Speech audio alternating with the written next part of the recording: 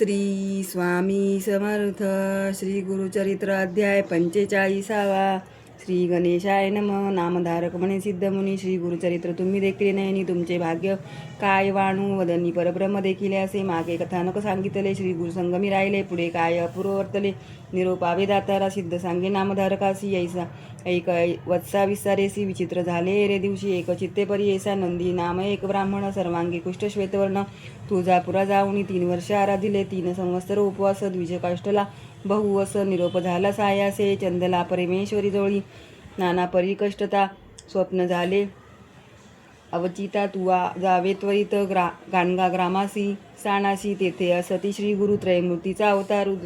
वेश धरिला असे नरू तेथे ओशिल उत्तमांगी ऐसे देवीने आप्रविले विप्र म्हणे भले गेले 6 मास हा का कष्टविले जरी तुझे हाती नोवेची जगन्माता तुळजा भवानी तिचा निरोप घेऊन आलो तुझ पाशी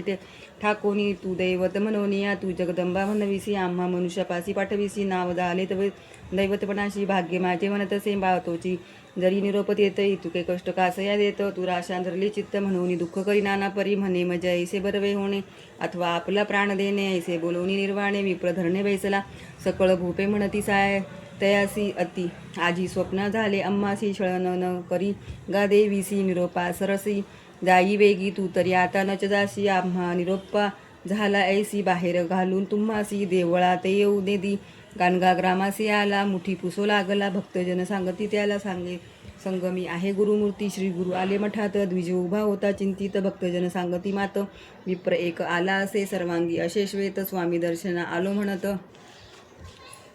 श्री गुरु म्हणते आपण जाणत संदेह रूपे आला असे देवीपासून मनुष्यापासे येईल काय झाले का रेसी संदेह करून मानसी कैसा आलासी विजयवरा म्हणे स्वामी आपण तमा तुझे दर्शने झालो सुबुद्ध आज्ञा निवेष्टिले होतो मंद नेने सोय परब्रह्मा पापकर्मी पापी आपण पापातना नेहमी तिचं निज खून पापे संभवलं पूर्ण आलो शरण तुझ पाशी आजी माझे कुकर्म केले ब्रह्मचरण देखिले मनोरथ माझे पुरले कृपासागरा यतिराया व्रतबंध विवाह झाली यावरी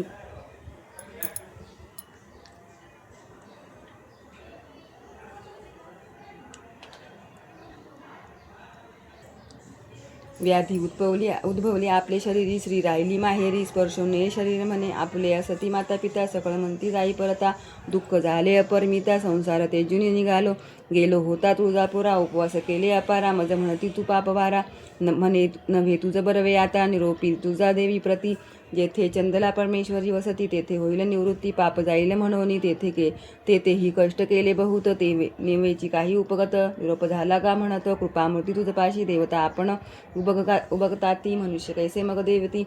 निर्वाणी झालो तुम्हा प्रती निर्धार केला वर्णाचा ऐसे करुणावचन ऐकून श्री गुरु बोलती हासोन सोमनाथ ब्राह्मण बोलावून निरोप देती न्याय संगमासी बरवा संकल्प सांगून स्नान करा षटकुळी भुवनी अश्वत्थ प्रदक्षिणा करोनी वस्त्रे टाका तूर त्याची नवी वस्त्रे द्यायासी शीघ्र आणा पारणेशी ऐसा निरोप देती त्यांची दोघे गेले जडकरी स्नान करून बाहेर आला शरीरवर्ण पालटला अश्वत्थ प्रदक्षिणा करू लागला सुवर्ण झाले सर्वांग वस्त्र देती ब्राह्मणाशी जीर्ण वस्त्रे टाकीसी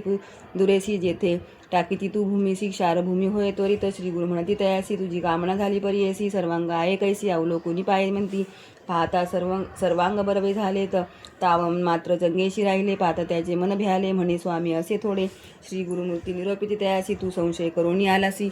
मनुष्य काय करील म्हणून मानसी तेने गुन्हे राहिले थोडे त्याचे असे एक प्रतिकार तू कवित्व सांगावे अपार आमची स्तुती करावी निरंतर बरवे होईल तुझं मग नंदीगामी म्हणे स्वामीसी लिखित नेने वाचे असी कैसे करू मी कवित्वासी मंदमती असे आपण श्री गुरु म्हणती द्विजासी मुख उघडी काढी जीवेशी विभूती शिंपित तयासी ज्ञानोपजले ब्राह्मणा चरणावरी ठेविला माथा उभा ठेला स्तोत्र करिता म्हणे स्वामी मी नेणता सेवेसी नवे आराणूक मातेचे शोणित पित्यांचे रेत संपर्क जाहाला जननी गर्भात जैसे सुवर्ण मुशी असे कडत दिवस पार बुद्धाकार 15 दिवस होय रे एक रस होणी निर्धार तदी काय जाणे गुरु नाही पंचतत्वे मज मासे एक पिंड होय द्वयमासी शिरपाय तिसरे मासी सर्व अवयव नवद्वारे झाली मग पंचतत्वे होती एक वायू आप पृथ्वी तेज प्राण झाला तात्कालिक तदी स्मरण कैचे मज 5वे मासी त्वचारोम 6वे मासी उच्चवास आम्हा 7वे मासी स्तोत्रजीवा मेद मज्जा दृढ झाली ऐसे 9 मास कष्टत होतो जननी गर्भेत रुधिरविष्टामूत्रात कष्टलो भारी स्वामी या माता क्षणी उष्णक्षार दुःख होय मज अपार ऐसे नवमास वरी माता गर्भी कष्टलो तधी कैसे तुझे स्मरण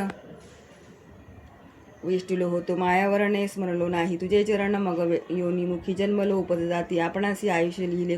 लल्लाटेसी अर्ध गेले वृथादीची रात्री निद्रा मानवा उरले आयुष्यात देखा 3 भाग केले विषेका बाल यौवन वृद्धाप्य एका निर्माण झाले ते वेळी कष्टुनिया धुरंदर बाळपरी झालो अपार वाढलो कष्ट भोगीत फार वर्षे 12 लोटली तुझी दे तुझे चरण स्मरणा मज कैचे गा देवराणा कष्टलो मी याची गुन्हा पूर्वजन्मना नाठवेची 2 भाग उरले आपणाची मदने वापिले शरीराशी जैसा पतंग दीपासी भ्रमिजेत उन्मत ते नेमी गुरुमाता